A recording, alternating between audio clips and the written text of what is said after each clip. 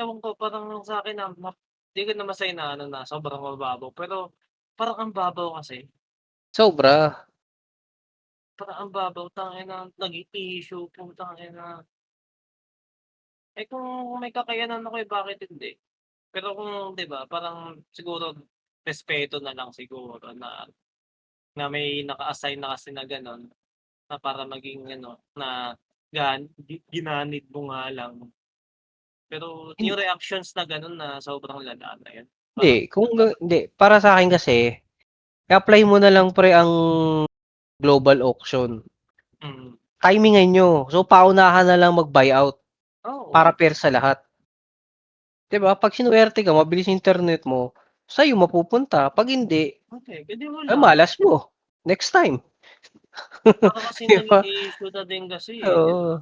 Hindi kasi yun nga, yun 'di ba sinabi ni Pickets yung policy ng mga guild, logout muna lahat, isa lang magmo-monopolize muna. Next week next GL, ibang tao naman. So Oo. parang sa'kin, unfair naman yun. Parang paluwagan yan pre, eh paano kung ikaw nasa buntot? Tsaka sa tingin mo Kuya Ren, ikaw, isipin mo i-math mo, yung isang gano'ng apat na feathers pipiliin mo ba yun? 'Di ba isang page sa'yo, apat lang yun 'di ba o 5? Hmm, Sa mga tingin anime mo yata gano'n. sa tingin mo bago ka ma-next nun, ang dami niyo sa guild, ilang bago ka maulit dun? Oo. 'Di ba?